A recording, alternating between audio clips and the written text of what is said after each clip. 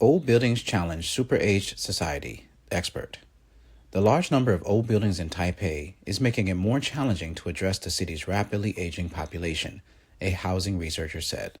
As of June, 11 of Taipei's 12 districts were super-aged, meaning at least 20% of their populations were aged 65 or older, housing researcher Ho Shichang said on Saturday, citing Ministry of Interior data.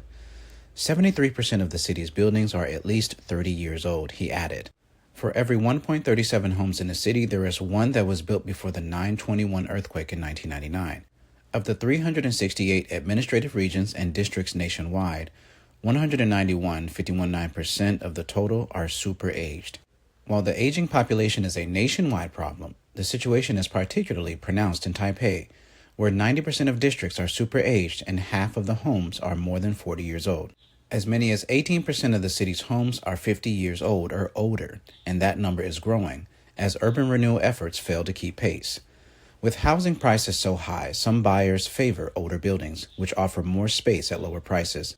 Their mindset is that even though the buildings are 40 or 50 years old, they can live there and wait for the building to be replaced under an urban renewal project.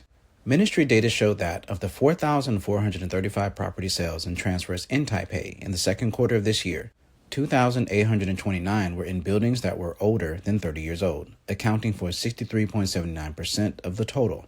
Of those 2,829 properties, 2,211 were more than 40 years old, accounting for nearly 78% of the aging properties sold.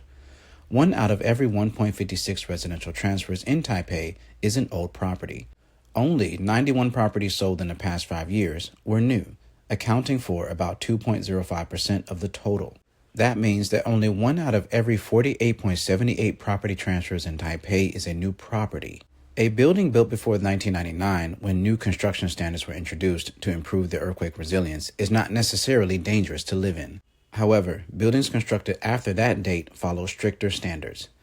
Andy Huang, director of Landlord Representation Services at Colliers International Taiwan, said the situation is in a downward spiral, with older buildings decreasing in value as the financial capacity of elderly people declines as they get older.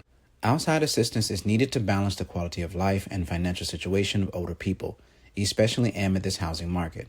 Otherwise, social risk would worsen. To address the housing crisis faced by older people, Huang recommended integrating policies and resources while accelerating the institutional reform of the rental market and social housing.